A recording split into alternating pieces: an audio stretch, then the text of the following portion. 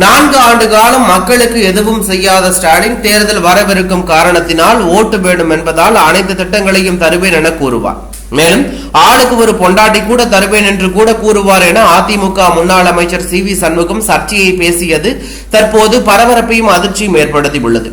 விழுப்புரம் நகரத்தில் தனியார் திருமண மண்டபத்தில் அதிமுக விழுப்புரம் வடக்கு நகர பூத் பொறுப்பாளர்கள், நகர நிர்வாகிகள் மற்றும் மாவட்ட நிர்வாகிகள் ஆய்வு கூட்டம் அதிமுக முன்னாள் அமைச்சர் சி.வி. சண்முகம் தலைமையில் நடைபெற்றது. அப்போது ஆலோசனை கூட்டத்தில் பேசிய சி.வி. சண்முகம், திமுக ஆட்சியில் விழுப்புரம் நகராட்சியில் மக்களின் அடிப்படை தேவையான தண்ணீர், சாலை வசதி, மின்விளக்கு, சுகாதாரம் போன்ற எந்தவிதமான வேலையும் நடைபெறுவதில்லை.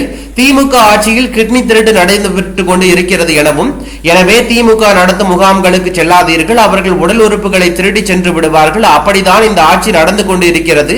தேர்தலுக்கு தேதி விரைவில் அறிவிக்கப்பட உள்ளது. எனவே ஸ்டாலினின் ஆட்சி காலம் இன்னும் 3 மாதங்கள் தான் உள்ளது. பொங்கலுக்கு பிறகு ஸ்டாலின் வீட்டுக்கு சென்று விடுவார். மகளிர் உரிமை தொகை முன்பு தகுதி உடையவர்களுக்கு 1000 ரூபாய் தருவேன் என தெரிவித்த ஸ்டாலின் தற்போது அனைவருக்கும் 1000 ரூபாய் தருகிறோம் என்கிறார். இத்தனை ஆண்டு காலம் ஏதும் செய்யாதவர் தேர்தல் வரவிருக்கும் காரணத்தினால் ஓட்டு வேண்டும் என்பதால் அனைத்து திட்டங்களையும் தருவேன் என கூறுவார். மேலும் ஆளுக்கு ஒரு பொண்டாட்டி தருவேன் என்று கூட கூறுவார் என்று அவர் பேசியுள்ளது பெரும் பரபரப்பையும் சலசலப்பையும் அதிர்ச்சியும் ஏற்படுத்தி உள்ளது.